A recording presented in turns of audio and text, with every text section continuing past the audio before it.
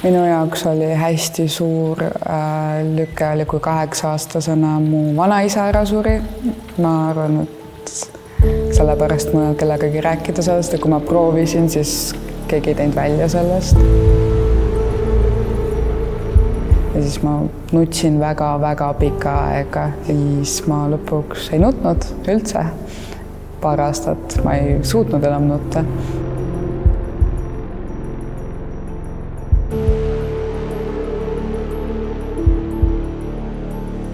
Minu peres oli ka alkoholism 5. pereliige. Üks inimene elas enda emotsioone ülejäänud pereliikmete peal välja. Et kuigi vägivald ei olnud norm, see oli väga harv juhus, aga see tähendas seda, et vägivald oli alati õhus.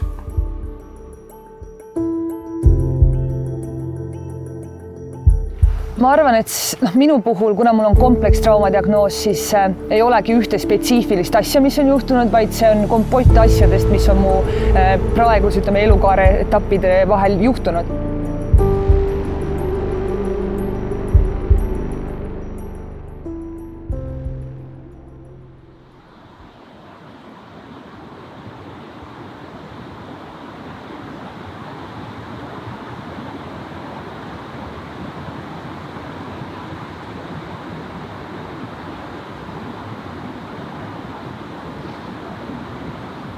Ma tegin plaane, aga see oli see viimane piis, kus ma olin nagu, milleks mul plaani vaja on, et ma lihtsalt teen ära seda. Ja siis ma lihtsalt jooksingi siia. Ja kuna see oli mu selline safe space, kus ma tantsisin ja olin üksi, siis see tundus õige koht, ma ei tea. Olin siin, lihtsalt kõndisin, istusin, tegin taevast pilti. Mõtlen, see oli vist pärast kooli. Mõtlesin oodata pimedat, et kogemata mingi laps ei näeks ja siis ma jäin magama. Ja siis pärast oli politsei siin. Tuli välja, et ma olin alajahtunud, siis mul oli palavik. See aitas mul mitte ära külmuda. Ja siis tuli kiirabis, nad võtsid mu palavikku ja asju ja andsid saatekirja psühhiaatriakliinikusse ja siis politsei viis mu koju, sest see päev oli liiga täis ja ma ei saanud jääda haiglasse ja siis ma sõitsin politseiautos koju ja siis nad andsid vanematele edasi saatekirja ja kõik asjad ja siis oligi kõik. Ema nutis. Isa ma ei mäleta. Ema oli väga mures, aga nad viisid mind järgmine päev haiglasse. Ja siis sealt haigla ajalugu. Aga nüüd mul pole olnud üle 2 aasta ühtegi katset. Nii et see on suur asi.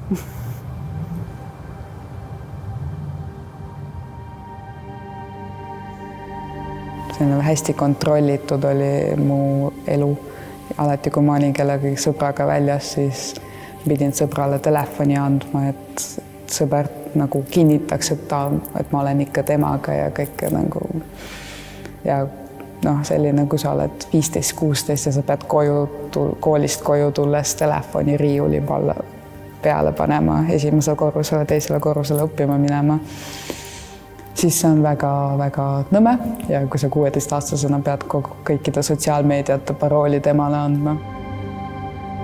Ma ei saanud nagu sõpradega kontaktis olla ega midagi teha ja mul oli väga ebaaus minu jaoks, sest nagu kõik klassikaaslased ja kõik olid alati väljas ja siis selline suht üksik oli, et mis ma ikka teen ja siis ma hakkasin vaikselt mässama.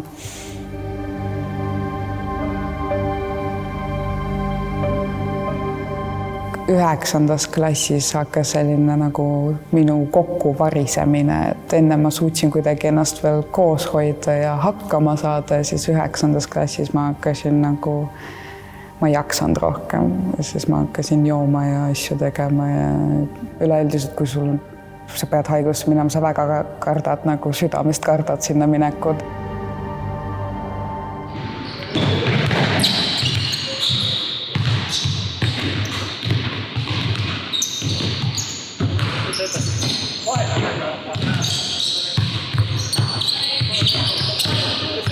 3 reeglit. Kui ühte nendest reeglitest, kui ründemeeskond teeb ühe pea enne reeglit, siis tuleb järgmine meeskond siis. Kas see oli enam-vähem arusaadav? Väga hea. 4 uus. Veerand. 6+2 minutit. 20. alguses 22-23 ma käisin samal ajal tööl ja koolis. Ma käisin 8-st 5-ni tööl ja 8:30 kuni 8:30 koolis 4 päeva nädalas. Sest et siis ma mõtlesin, et ma olen Superman jälle. Ja siis mingi hetk ma täiesti teadmata põhjustel hakkasin nädalavahetustel nutma. Lihtsalt olin kodus, voodis, nutsin ja ma ei saanud aru, miks.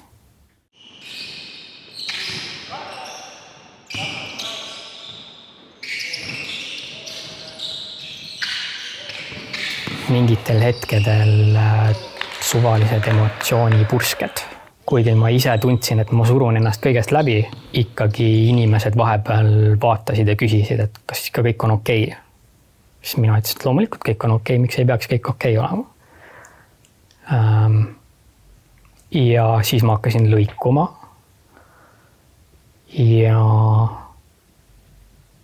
Ja siis ma ei suutnud enam voodist üles tõusta. Ja siis ma ütlesin, et on kõik. Сидеть. Сидеть.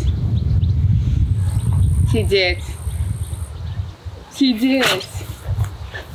Лапу. Голос. Голос. Голос. Голос. Голос. Умница.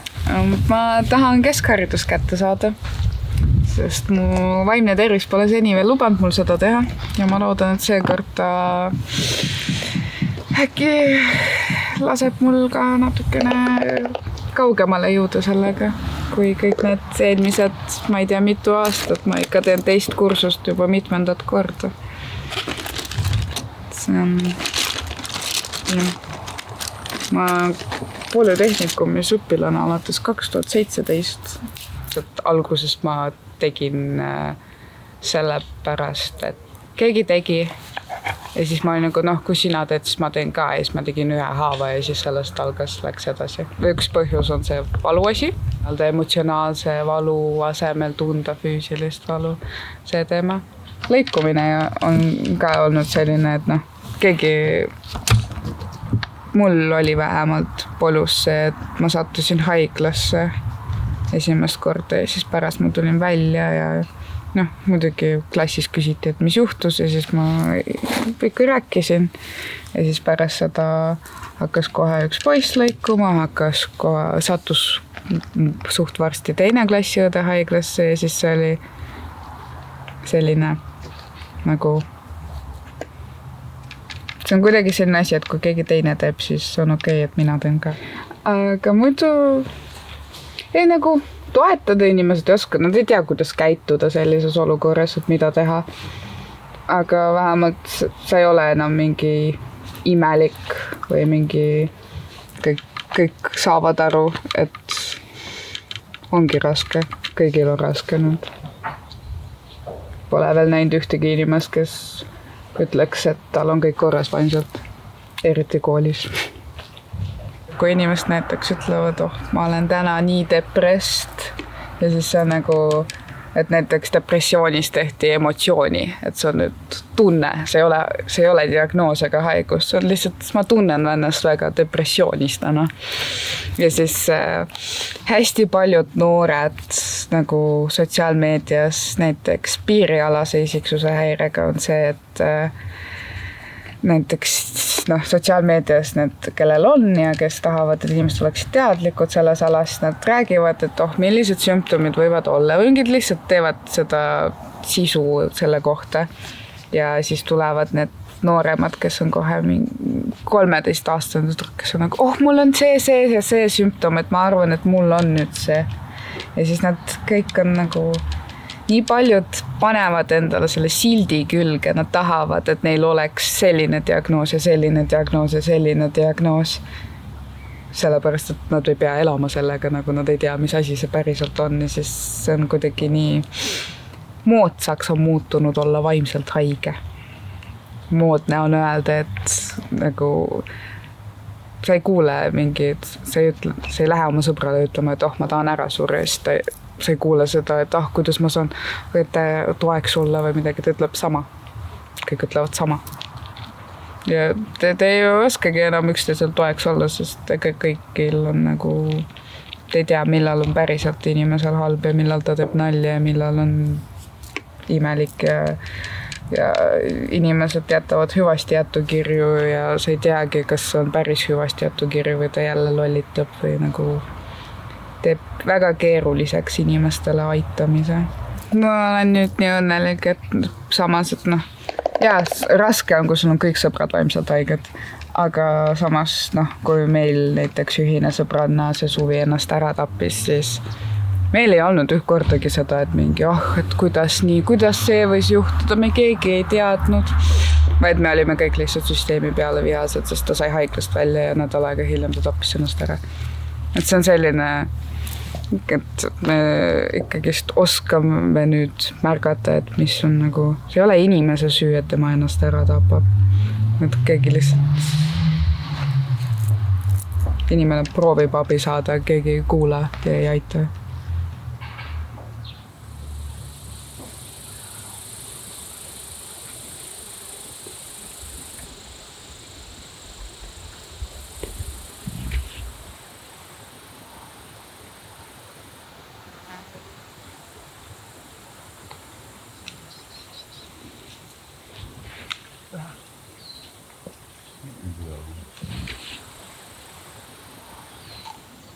On jah. See on sõber. Sorry, panen talle selle sambla teki tagasi. See on juba ära kuivanud. No. Kas te... Okay. Ellu ärkas. Võtta palun see eest ära, meil mahu müksime ära.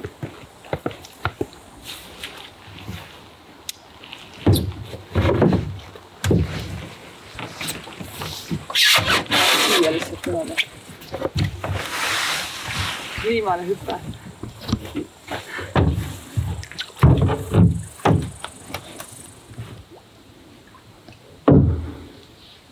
Nüüd on juba tasakaal. See on mõnus ikka.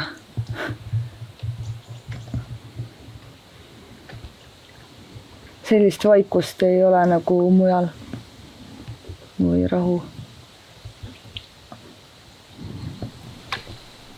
Ütleme nii, et koolikiusamine ja trauma kui selline oli venitatud pikema perioodi peale, et seal põhikooli peale, mingi teine klass kuni ala 9, eks.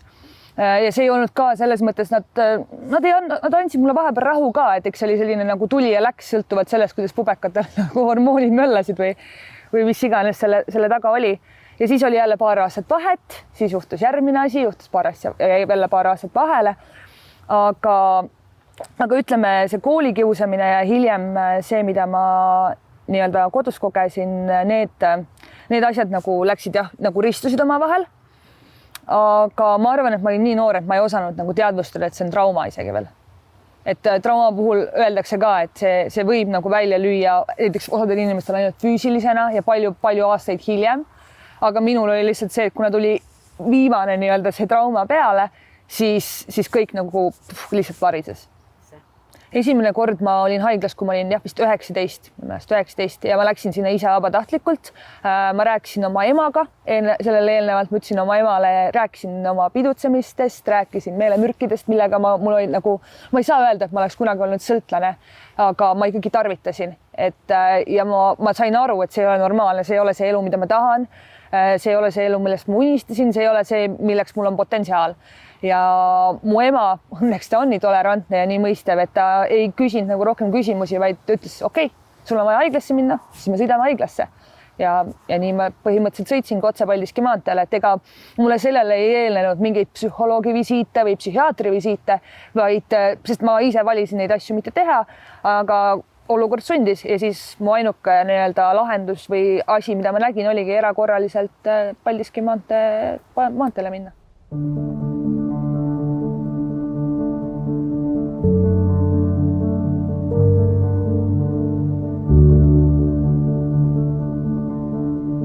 Ma arvan, et mul arenesid välja erinevad kaitsemehhanismid.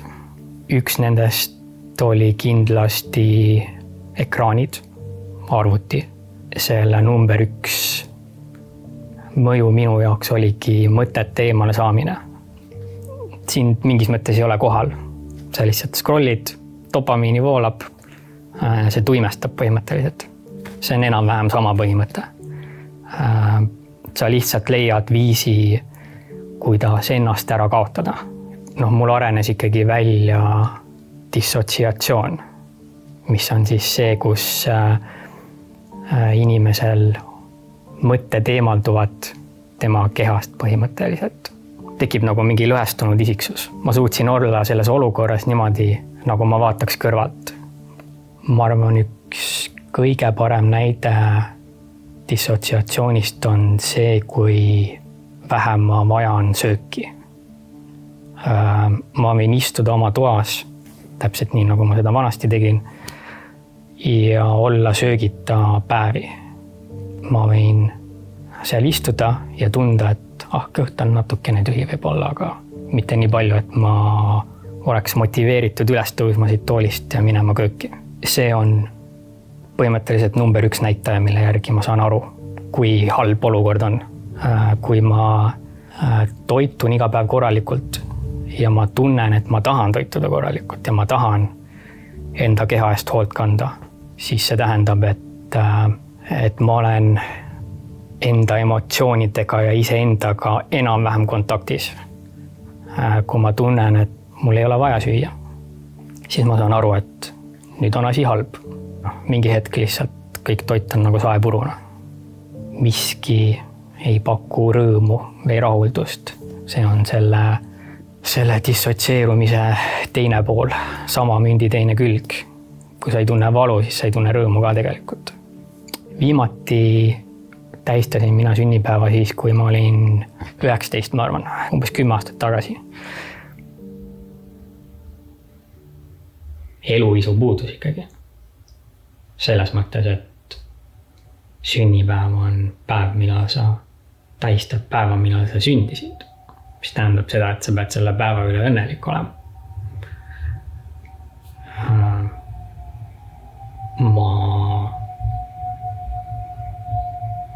Ma ei ole meeletult kurb selle päeva üle, aga see ei tekita ka minus mingisuguseid meeletult rõõmsaid emotsioone. Et küll on super, et ma siin olen.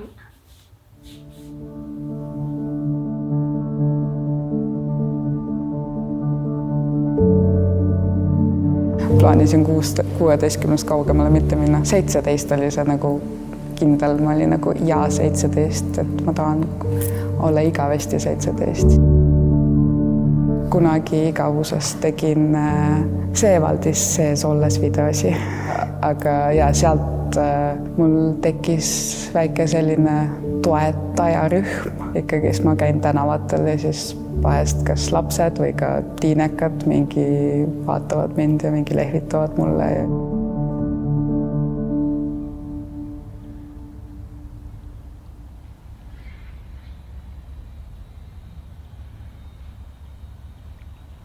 Kuus, 7 aastat maadlesin nagu esmalt ainult depressiooniga, siis lisandus ärevus, et need trauma nagu sümptomid või need komplekstrauma sümptomid tegelikult avaldusid nagu aastate nagu lõikes niimoodi järk-järgult põhimõtteliselt, et alguses oli depressioon, siis tuli depressiooni lisaks ärevus, siis olid depressiooni ärevus korraga, siis hakkasid enestapu mõtted, et inimesed tegelikult ei tea sellisest asjast absoluutselt mitte nagu naeratav depressioon. Ma arvan, et kui küsida paljudelt enamustelt mingitelt tuttavatelt ja sõpradelt, kes on minuga suhelnud, siis ainult mu kõige lähedasemat võib-olla 4 inimest on näinud päriselt depressiivset Lisetti. Ülejäänud on näinud naeratavat, lõbutsevat, nalja tegevat. Mul on kõik nii hästi Lisetti. Mul on kogemus sellega, et mul on üks väga lähedane inimene teinud enestapu ja ma olen teda isiklikult käinud otsimas ja ta ka leidnud või selle nii-öelda sõpradest koguneva või sõpradest koosneva grupiga selle keha leidnud. Et ma tean väga hästi, et tegelikult suitsiid on depressiooni viimane sümptom. See ei ole tegelikult nagu midagi muud kui enamasti ja et depressioon tegelikult on eluohtlik haigus just sellel põhjusel.